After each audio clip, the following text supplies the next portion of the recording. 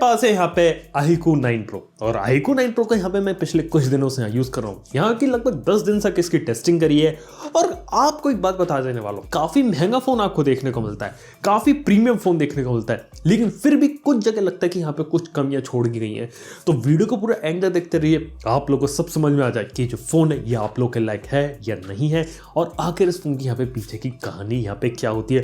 तो वीडियो पसंद है लाइक करो, चैनल को यहाँ पे सब्सक्राइब कर सकते हो। सबसे पहली चीज, अगर आप एक 60-70 हजार का फोन लेना चाहेंगे तो चाहेंगे ना कि आपको उसके अंदर सबसे top of the line build quality मिले, और यहाँ पे iQOO वालों ने किया है। देखो iQOO ने यहाँ पे क्या किया कि यहाँ पे आपको ग्लास बिल्ड आगे और पीछे देखने को मिलती है और एक मेटालिक फ्रेम देखने को मिलती है। अराउंड 200 ग्राम के करीबन इस फोन का जो वेट है वो यहाँ पे हो जाता है। अब बात की जाए तो मेरा यहाँ पे जो फोन है ये यहाँ पे है iQOO 7 Pro का लेजेंड एडिशन, और लेजेंड यहाँ पे कलर को बताता है जो कि है यहाँ पे व्हाइट कलर, जिसके अंदर पीछे आपको BMW की जो स्ट्राइप्स होती है वो देखने को मिलती है और पीछे आपको जो हल्का सा जो ग्लास का लुक एंड फील होता है वो यहाँ पे देखने को मिलता है। लेकिन बात है कि यहाँ पे आपको कौन सा ग्लास देखने को मिलता है, तो पीछे देखा तो यहाँ पे आपको AG ग्लास देखने को मिलता है और आगे सामने की तरफ शॉर्ट सेंसेशन का कर्व ग्लास देखने को मिलता है। अब देखा जाए तो इस ग्लास की स्ट्रेंथ बिल्कुल गोरिल्ला ग्लास जैसे है, और फोन देखा जाए तो यहाँ पे मेरे पास 1-2 बार गिर चुका है और देखा तो फोन के अंदर कुछ ऐसी चीज नहीं आई। तो देखा जाए तो ये चीज यहाँ पे ड्यूरेबल है, लेकिन फोन के अंदर आपको डेफिनेटली प्रीमियम क्वालिटी मिल रही है और आपको इस अपने दिमाग से चीज निकाल देनी चाहिए कि यहाँ पे ड्यूरेबिलिटी को लेकर कोई इश्यू होगा। ये ग्लास प्रोटेक्शन बिल्कुल वैसी है जैसे आपको किसी और दूसरे फोन में मिलती है और आपको पता भी नहीं चले कि आप कौन सा ग्लास चला रहे हो। लेकिन ये बात यहाँ पे जानना जरूरी है आखिर कौन से ब्रांड का ग्लास था। इसी के साथ ही इन हैंड फील फोन का सही है। फोन देखा जाए तो काफी सारे हार्डवेयर फीचर काफी सारी चीजों के साथ आता है और लगभग 200 ग्राम के ऊपर इसका जो वेट है वो डेफिनेटली हो जाता है।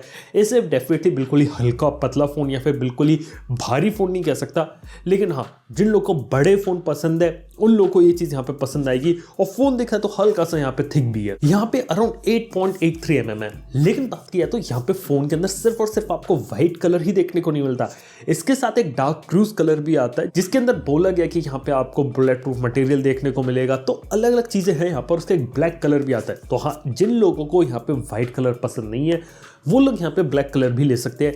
और इसके साथ ही फोन के पीछे का जो बैक कवर आता है वो भी फोन के लुक के साथ बिल्कुल ही मैच करता है और देखा तो काफी स्मार्ट तरीके से यहाँ पे इन्होंने बैक कवर लगाया है। तो देखा तो डिजाइन सही है, हल्का सा मोटा हल्का सा भारी है, तो ये बात आपको ध्यान रखना है।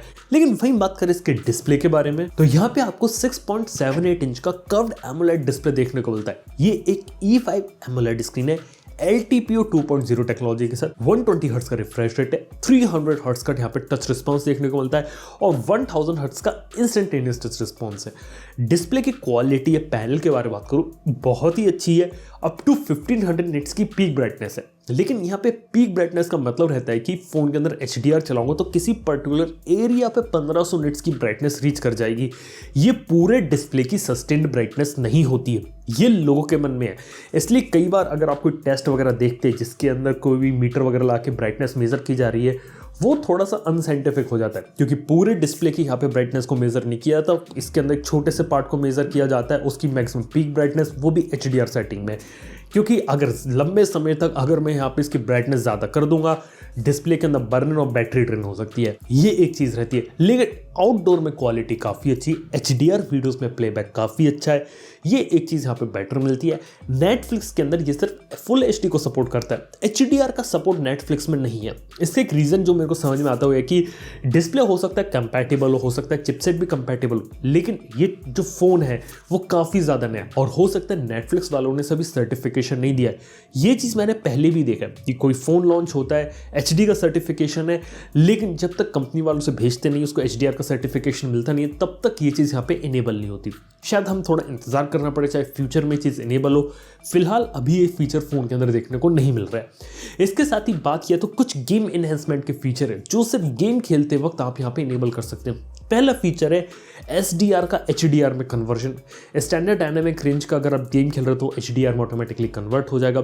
दूसरी चीज़ है MEMC, ये गेमिंग के अंदर काम करती है जिसके अंदर आप एक 60 FPS वाले गेम का फ्रेम रेट इंक्रीज करके 90 FPS 120 FPS कर सकते हैं। ये कुछ फीचर्स है जो आपको यहाँ फोन के अंदर देखने को मिलते हैं। इसके साथ ही बात यहाँ पे है कि LTPO डिस्प्ले का बेनिफिट यहाँ पे ये रहता है कि ये वेरिएबल रिफ्रेश रेट को अचीव कर सकता है। 1 हर्ट्ज लेगा, 10 हर्ट्ज लेगा, वेरिएबल रिफ्रेश रेट देखने को मिलेगा। इसलिए कोई भी आप कंटेंट इस पर अगर आप देख रहे हैं LTPO स्क्रीन के ऊपर, तो आपको हमेशा कोई जिटरीनेस देखने को नहीं मिलेगी। स्क्रीन पर जो कंटेंट है उसके हिसाब से रिफ्रेश रेट हो जाएगा ना सही, तो आपको एक परफेक्ट बैलेंस देखने को मिलेगा। ये खास बात रहती है LTPO पैनल की। ये आपको सस्ते फ़ोन या फिर जो इससे लोअर कैटेगरी के जो फ़ोन्स आते हैं उनके अंदर आपको ये फीचर देखने को नहीं मिलता, और इसीलिए चीज़ यहाँ पे इसको थोड़ा खास बना देती है। लेकिन वही बात करें फ़ोन के हार्डवेयर के बारे में, कहानी यहाँ पे क्या है। फ़ोन के अंदर जो हार्डवेयर दिया गया है वो यहाँ पे दिया गया स्नैपड्रैगन 8 Gen 1। लेकिन हमें मालूम है स्नैपड्रैगन 8 Gen 1 में होते हैं हीटिंग इश्यूज़। हीटिंग इश्यूज़ कैसे कंट्रोल किए गए हैं? यहाँ पे एक वेपर चैम्बर कूलिंग थर्मल्स को मैनेज किया गया। लेकिन जब मैं CPU थ्रॉटलिंग टेस्ट करता हूँ, यहाँ पे मेरे को थ्रॉटलिंग देखने को मिलती है CPU में लगभग 70 to 78% के अराउंड का हमें स्कोर देखने को मिला था। लेकिन डेफिनेटली पीछे हल्का सा गर्म होता है, लेकिन ज़्यादा गर्म नहीं होता। लेकिन डेफिनेटली CPU यहाँ पे थ्रॉटल करता है। लेकिन इसके साथ यहाँ पे मैं बात आपको ऐड कर सकता हूँ, CPU भले ही यहाँ पे थ्रॉटल कर रहा है, लेकिन यहाँ पे इसकी परफॉर्मेंस पे जो फ़ोन की रहती है ना, वो इम्पैक्ट नहीं पड़ रहा है। कि अगर आपको लगेगा फ़ोन मेरा गर्म हो रहा है, CPU ने थ्रॉटल कर दिया, तो फ़ोन मेरा लैग करेगा, हैंग करेगा, ये प्रॉब्लम यहाँ नहीं है। इवन गेम खेलते वक्त भी यहाँ पे आपको ये प्रॉब्लम महसूस नहीं होगी। यहाँ पे थर्मल को काफ़ी अच्छे तरीके से मैनेज करने की कोशिश की गई है, और ऑलरेडी जो स्नैपड्रैगन 8 Gen 1 था वो काफ़ी पावरफुल था, तो उसका तो यूज़ ये लोग कर ही रहे हैं। लेकिन वहाँ पे उसकी हीट वगैरह कंट्रोल करने की कोशिश कर रहे हैं, लेकिन ये भी देख रहे हैं कि उसका कोई परफॉर्मेंस पे नेगेटिव इंपैक्ट ना पड़े। ये एक चीज़ यहाँ पे बेटर लगी। इसके साथ ही अगर आप BGMI खेलने में इंटरेस्टेड हो, इस फोन में अभी भी 60 FPS पे चला है। मतलब इस फोन में अभी भी 60 FPS पे चलता है। मतलब मैं आपको बताता हूँ, जो भी नए फोन नए हार्डवेयर के साथ आता है ना, उसका यही रहता है कि जो कंपनी रहती है, जो डेवलपर्स रहते हैं, उन्हें ऑप्टिमाइज करना पड़ता है गेम को उस नए हार्डवेयर के लिए, तभी उसमें high refresh rate high resolution में चीज़ चलेगी। उम्मीद है BGMI वाले तो उसको अपडेट वगैरह कर दे तो ये 90 FPS भी अचीव कर सकता है। फ़ोन के अंदर ऐसी कमी नहीं है, ऐप डेवलपमेंट की जो कमी है वो यहाँ पे आपको देखने को मिल रही है, तो वो एक चीज़ हो जाती है यहाँ पे। लेकिन इसके साथ ही परफॉर्मेंस रिलेटेड ऐसा कोई इश्यूज वगैरह देखने को नहीं मिले। हालांकि थ्रॉटलिंग वगैरह होती है, कई बार कुछ केसेस में बेंचमार्क्स के स्कोर कम हो जाते हैं, लेकिन regular task, day to day task या फिर गेमिंग में या फिर किसी भी टाइप की प्रॉब्लम आपको यहाँ देखने को नहीं मिलेगी। इसके साथ ही बात किया तो स्नैपड्रैगन 8 Gen 1 एक 5G प्रोसेसर है, लेकिन 5G के अंदर यहाँ पे आपको 14 5G बैंड का सपोर्ट देख रहा है, जिसके अंदर आपका जो पूरा स्पेक्ट्रम होता है 5G का, लो बैंड मिड बैंड का, वो कवर किया गया है। और जो सारे मेजर 5G बैंड्स होते हैं जो हम एक्सपेक्ट कर रहे हैं इंडिया में आने के लिए, इंक्लूडिंग N78, उन सब का सपोर्ट यहाँ पे आपको देखने को मिल रहा है। तो वो एक काफ़ी अच्छी चीज़ है कि 5G बैंड्स और फ्यूचर के हिसाब से कंपैटिबिलिटी अच्छी रखी है। पास्ट में आईको के फ़ोन में लिमिटेड 5G बैंड थे, तो वो चीज़ इन्होंने इंप्रूव करी, वो यहाँ पे काफ़ी बेटर चीज़ है। इसके साथ ही डुअल सिम स्लॉट है, यहाँ पे आपको 4G कैरियर एग्रीगेशन, सब चीज़ों का सपोर्ट आपको देखने को मिलता है। इसके साथ ही बात किया तो यहाँ पे स्टीरियो स्पीकर्स भी देखने को मिलते हैं, लाउड काफ़ी ज़्यादा स्टीरियो स्पीकर, वो चीज़ यहाँ पे देखा जाए तो मुझे काफ़ी अच्छी लगी। और इसके साथ ही बात है कि ऊपर की तरफ आपको आयर ब्लास्टर, NFC, ये कुछ फीचर्स भी आपको देखने को मिलते हैं। लेकिन वही बात करें फ़ोन के सॉफ्टवेयर में क्या बात है, क्योंकि यहाँ पे देखा तो FunTouch OS 12 है, ये बेस्ड है Android 12 out of the box. Update के मामले में आईको वालों ने थोड़ा बेटर काम कर दिया। फरवरी के महीने में फरवरी का सिक्योरिटी पैच का अपडेट ऑलरेडी मिल चुका है इसके अंदर, लेकिन अब देखते हैं कि फ्यूचर में अपडेट कैसे रहेंगे। लेकिन यहाँ पे बात है कि यहाँ पे FunTouch OS 12 के जितने भी फीचर हमने पास में किसी भी वीवो के फोन के अंदर देखे ना, वो सब के सब है इधर। मतलब कस्टमाइजेशन के बारे में बात करें, डायनामिक इफेक्ट्स के बारे में बात करें, वो है।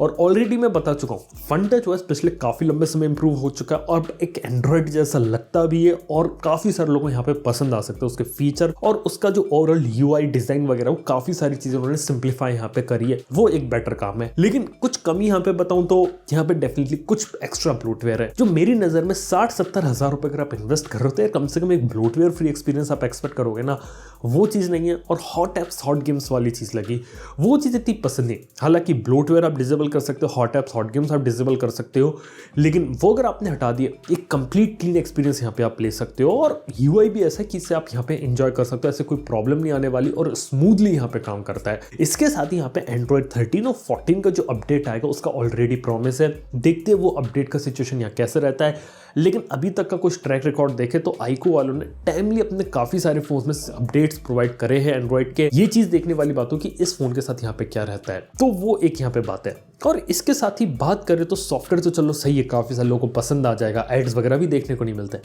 लेकिन वहीं पे बात ये आती है इसके कैमरास की। कैमरा में देखा तो 50 मेगापिक्सल का GN5 सेंसर है, ये गिम्बल स्टेबलाइजेशन के साथ आता है। एक और यहाँ पे 150 डिग्री के फील्ड ऑफ व्यू वाला 50 मेगापिक्सल का GN5 सेंसर है, और एक 16 मेगापिक्सल का 2.5x जूम देखने को मिलता है, और यहाँ पे डुअल LED फ्लैश है। अब बात की जाए तो कैमरा के अंदर हार्डवेयर भी इन्होंने कुछ फ्लैगशिप लेवल का डालने की कोशिश करी, स्पेशली GN5 सेंसर और गिम्बल स्टेबलाइजेशन। अब देखा है तो अगर आप इससे फोटोग्राफी के बारे में बात करेंगे, आप इसे काफी अच्छी फोटोग्राफ्स वगैरह ले सकते हो, कोई दिक्कत नहीं आने वाली, क्वालिटी इमेजेस की काफी सही है। इसी के साथ ही अल्ट्रा वाइड एंगल लेंस से 150 डिग्री का जो फील्ड ऑफ व्यू और जो अलग अलग जो मोड्स दे रखे हैं फिश आई वाले, वो भी यहाँ पे काफी हद तक यहाँ पे सही है। और जो 2.5x का जूम लेंस है, वहां पे आप पोर्ट्रेट के अंदर भी फोटोग्राफ ले सकते हो, तो वो भी काफी अच्छी तरीके से निकाल सकता है। लेकिन वही बात करें कुछ चीजों को जो आपको इस कैमरे के बारे में जानना जरूरी है। सबसे पहली चीज, जो 2.5x का लेंस दे रखा है, उसका यहाँ पे आप यूज करके फोटोग्राफ नहीं ले सकते, वो सिर्फ पोर्ट्रेट मोड के अंदर ही चालू होता है। रेगुलर वीडियो या फोटोग्राफ मोड के अंदर जो 50 मेगापिक्सल का सेंसर है वही क्रॉप हो जाता है। तो ये एक चीज लगी जो मैंने यहाँ पे देखी थी। इसके साथ दूसरी बात यहाँ पे ये है कि यहाँ पे डे लाइट के अंदर इस इमेजेस की क्वालिटी सही है, लो लाइट के अंदर और इंप्रूवमेंट हो सकता है। मतलब आप मेरे को ऐसा मत समझिए कि इमेजेस बिल्कुल ही खराब है, इमेजेस यहाँ पे अच्छी है। जो दूसरे फोन आते हैं 40-50 हज़ार की रेंज से कंपेयर करो, उनसे बेटर रिजल्ट है। 60-70 की रेंज में जब आप आते हैं ना, तो आपकी एक्सपेक्टेशन होती है ना कुछ और बेटर इमेज क्वालिटी मिले, वो चीज़ यहाँ पे नहीं है। अब इसका जो रीज़न जो शायद मुझे समझ में आया वो ये लगता है कि यहाँ पे जो GN5 इमेज सेंसर वो नया है, स्नैपड्रैगन 8 Gen 1 का ISP यहाँ पे नया है। अब जब नई टेक्नोलॉजी यहाँ पे यूज़ होती है तो उसको ऑप्टिमाइजेशन होने में टाइम लगता है। अब देखते हैं अगर ये चीज़ अगर अपडेट से फिक्स कर दे, क्योंकि हार्डवेयर स्ट्रॉन्ग है, सॉफ्टवेयर में इमेज प्रोसेसिंग और थोड़ा बेटर है, इवन लो लाइट में भी स्किन टोन वगैरह को थोड़ा और बेटर किया जा सकता है। सच बता रहा हूँ, मेरी से एक्सपेक्टेशन थी कि वीवो के X70 Pro Plus को मैच करे, लेकिन उसको ये मैच नहीं कर पा रहा। अभी लगता है कि शायद हार्डवेयर और सॉफ्टवेयर का अभी ऑप्टिमाइजेशन कैमरा के अंदर थोड़ा और होना बेटर बाकी है, क्योंकि अच्छा है लेकिन 60-70 हज़ार के लेवल को टच करना वो एक छोटी सी चीज़ लगती है। लेकिन हालांकि फीचर वगैरह काफ़ी अच्छे तरीके से डाले हैं। इसके साथ ही गिम्बल कैमरा है, डे लाइट के अंदर अच्छी क्वालिटी में वीडियो रिकॉर्ड कर सकते हैं। गिम्बल कैमरा में स्टेबलाइजेशन बहुत कमाल का मिलता है, लेकिन लो लाइट के अंदर वीडियो क्वालिटी थोड़ी सी यहाँ पे डिग्रेड होती है। तो लगता है कि कुछ चीज़ें यहाँ पे वीडियो और इमेजेस के अंदर और इंप्रूवमेंट की यहाँ पे ज़रूरत है, अगर इस 60-70 हज़ार रुपये के लेवल को यहाँ पे टच करना है तो। Otherwise most of the cases camera काफ़ी सही है और आपको इससे किसी कोई मेजरली प्रॉब्लम भी नहीं आने वाली। लेकिन 99% ऑफ द टाइम मेजोरिटी लोगों को ये काफ़ी अच्छा लगेगा, लेकिन उस लेवल को यह थोड़ा सा मैच नहीं कर रहा। तो ये चीज़ रहती है कैमरा के बारे में। इसके साथ ही बात किया तो 16 मेगापिक्सल का सेल्फी कैमरा सामने की तरफ। सेल्फी की क्वालिटी तो काफ़ी अच्छी है, क्योंकि ये 16 मेगापिक्सल कैमरा इतने सालों से चलता हुआ आ रहा है कि अब हर कोई कंपनी से ऑप्टिमाइज करना सीख गई है। इसके साथ ही बात किया तो यहाँ पे अंडर डिस्प्ले जो फिंगरप्रिंट स्कैनर है, ये कोई normal under display fingerprint scanner नहीं, ये है यहाँ पे अल्ट्रासोनिक। अब अल्ट्रासोनिक के बड़ा सेंसर है जो फिंगरप्रिंट आप किसी भी एंगल पे आप इसे रखेंगे आसान तरीके से अनलॉक कर देगा। बहुत ही ज़्यादा फास्ट है, इसको रजिस्टर करना तो फास्ट है, मतलब आपको ऐसे बार बार अंगूठे या फिंगर को ऊपर नीचे करने की जरूरत नहीं, बस आप एक बार रख दो, कुछ सेकंड के अंदर आपका फिंगरप्रिंट रजिस्टर हो जाएगा, कोई दिक्कत की बात नहीं है। ये चीज़ यहाँ पे बेहतरीन है और बहुत अच्छे तरीके से काम करता है। इवन आपके गीले हाथ क्यों ना हो, ये तब भी यहाँ पे काम करता है। बस एक छोटी सी चीज़ मेरे को ये लगी कि हाँ, ये जो फिंगरप्रिंट स्कैनर है ना, थोड़ा नीचे होना चाहिए था। ये नीचे वाली जिन से थोड़ा सा ऊपर इन्होंने खिसका दिया। अगर जनरली फोन में आपको नीचे देखने को मिलता है, मेरे हिसाब से थोड़ा नीचे होता तो मेरी पर्सनल लाइकिंग के हिसाब से थोड़ा सा और बेटर हो सकता था। इसके साथ ही 4700 mAh की बैटरी है। वेल, देखने सुनने में कम लगती है, लेकिन बैटरी बैकअप फोन का काफी अच्छा है। सॉफ्टवेयर हार्डवेयर का ऑप्टिमाइजेशन की बात तो सही है, लेकिन LTPO डिस्प्ले का भी यहाँ पे फायदा उठाया है और एक दिन आप अच्छे से चला सकते हैं। 4700 mAh बैटरी में एक दिन गेम खेलते वक्त भी आसानी से निकाला जा सकता है। और इवन 120 वॉट की चार्जिंग और 120 वॉट का चार्जर बॉक्स में है। अब 120 वॉट के चार्जर के बारे में बात बता देता हूं। अगर आप लोग को लगता है कि हर कंपनी का 120 वॉट का चार्जर सेम होता है, वो नहीं होता। iQOO का है वो किसी और कंपनी का लोगो होगा और आपस में कोई क्रॉस कंपैटिबिलिटी नहीं होती। 120 वॉट का चार्जर बढ़िया है, जो केबल मिलती है वो भी काफ़ी ज़्यादा लंबी है और जितने भी iQOO के पुराने स्टैंडर्ड से चार्जिंग या वीवो के चार्जिंग के स्टैंडर्ड से उन्हें यहाँ पे अच्छे तरीके से यहाँ पे फुलफिल कर रहा है। लेकिन एक इंपॉर्टेंट बात यहाँ पे ये है कि यहाँ पे देखा तो उसमें कोई भी PD चार्जिंग का सपोर्ट नहीं है। यानी कि अगर आप लोग चाहें, अगर आपका से एक मैकबुक या लैपटॉप है जो PD चार्जिंग से चार्ज होता है टाइप C वाली से, उसका चार्जर का यूज करके आप उसे यहाँ पे चार्ज नहीं कर सकते। ये एक चीज है जो मेरे को यहाँ पे लगी। इसके साथ ही फोन के अंदर आपको फास्ट वायरलेस चार्जिंग जो कि 50 वॉट की होती है वो, और जो रिवर्स वायरलेस चार्जिंग होती है 10 वॉट की, वो यहाँ पे आपको देखने को मिलती है। तो ये कुछ बेटर फीचर्स है जो यहाँ पे आपको देखने को मिल रहे हैं। और बात की जाए तो ये होती है पूरे फोन की कहानी। लेकिन बात यह तो क्या फोन अपनी प्राइस को जस्टिफाई करता है, क्योंकि 8256 वाले की कीमत है यहाँ पे 65,000 और 12256 वाला यहाँ पे होता है लगभग 70,000 का, और यहाँ पे 6,000 रुपए का ICICI का बैंक ऑफर है। मेरी नजर में बैंक ऑफर लग के एक काफी अच्छी डील बना देता है। जिन लोगों को एक ऐसा फोन चाहिए जो कि काफी ज्यादा पावरफुल रहे और एक अच्छा डिस्प्ले उसके अंदर देखने को मिले, कैमरा देखा जाए तो चलो एक एक्सेप्टेबल है, लेकिन परफॉर्मेंस और ओवरऑल जो कॉम्बिनेशन मिल रहा है, जो पैकेज मिल रहा है, वो यहाँ पे ठीक ठाक मिले, तो उस केस के अंदर एक काफी सॉलिड डील हो सकता है। क्योंकि iQOO वालों ने जितनी चीजें इसके अंदर डाल सकते थे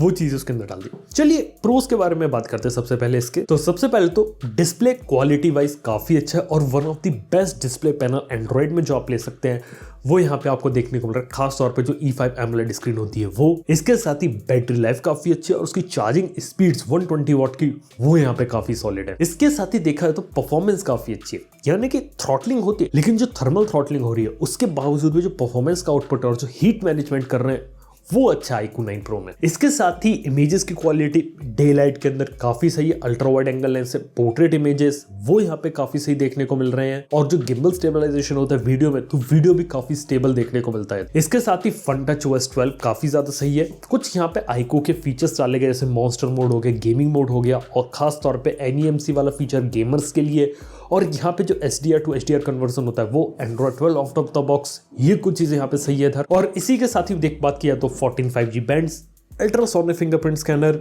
Wi-Fi 6 एनहेंस्ड, NFC, आयर ब्लास्टर, ये कुछ चीजें फोन के काफी अच्छे प्रोस में गिन ली जाती हैं। कॉल्स में बारे में बात करें, एक जो चीज मेरे को लगी कि जूम करते वक्त अगर 2.5x का यहाँ पे अगर अच्छे तरीके से यूज होता वो एक बेटर चीज होती, और लो लाइट के अंदर इमेज प्रोसेसिंग और बेटर हो सकती है, ये मेरा ओपिनियन कहता है। क्योंकि अभी भी देखा जाए तो हार्डवेयर और सॉफ्टवेयर का ऑप्टिमाइजेशन होना बाकी है। हार्डवेयर काफी स्ट्रांग रखा है, सॉफ्टवेयर को भी अगर मजबूत कर दे अपडेट वगैरह से, वो एक काफी बेटर चीज होगी। और इसके साथ बात यह कि अभी भी काफी सारे जो गेम्स है वो सपोर्ट नहीं करते हाई FPS गेमिंग को इस फोन के अंदर, तो गेम्स को भी अपडेट करने की यहाँ पे जरूरत पड़ेगी। और एक चीज है कि 60-70 हजार का अगर आप कोई फोन ले रहे हो तो वहां पे चाहोगे ना कि आपको IP रेटिंग देखने को मिले, यार इस फोन में IP रेटिंग नहीं आती। तो ये कुछ कौन से ओवरऑल वर्डिट के बारे में बात करें, फोन देखा जाए तो काफी अच्छा है। हालांकि इस फोन को मैं ऐसा नहीं कह सकता कि एक जगह में मास्टर हो रहा है, ये मैं कहूंगा कि जैक ऑफ ऑल ट्रेड्स है, हर एक चीज के अंदर जाने की कोशिश करी है और काफी अच्छा एक फीचर पैक फोन बनाए जिसके अंदर वो जितने फीचर iQOO वाले डाल सकते थे वो डाल दिए है। अब देखना है कि फ्यूचर में अगर अपडेट करके अगर इसमें अच्छे तरीके से सपोर्ट दे, कुछ चीज अगर अपडेट से और फिक्स कर दे और बेटर करे कैमरा को, फिर तो बहुत ही ज्यादा जबरदस्त चीज हो जाएगी। लेकिन फिलहाल के समय में iQOO 9 Pro एक काफी सॉलिड फोन बनाया, और अभी मैं आपको इतना बता सकता हूँ कि इतना महंगा फोन ये लोग डिलीवर कर रहे हैं, लेकिन प्राइस भी इसका चार्ज कर रहे हैं। लेकिन लगता है कि प्राइस के हिसाब से जो फाइनल प्रोडक्ट आपको देखने को मिल रहा है वो यहाँ पे काफी अच्छा है। ऐसा लग नहीं रहा कि इतना महंगा प्रोडक्ट लेने के बाद आपको कोई कॉस्ट कटिंग है, खास तौर पे हार्डवेयर में। हार्डवेयर वाइज, फीचर वाइज एक काफी सॉलिड जो ओवरऑल जो प्रोडक्ट रहते हैं ना वो यहाँ पे डेवलप किया यहाँ पे iQOO वालों ने। तो ये कहानी रहती है iQOO 9 Pro की। फोन काफी अच्छा है, अगर आप लेना चाहते हो लिंक दे दूंगा डिस्क्रिप्शन में, लाइक बटन के नीचे। वीडियो अगर आप लोग को पसंद आया है प्लीज लाइक करना, चैनल को सब्सक्राइब कर देना ऐसे कमाल की वीडियोस देखने के लिए। थैंक यू देखने के लिए। मैं आपसे नेक्स्ट वन में, गुड बाय।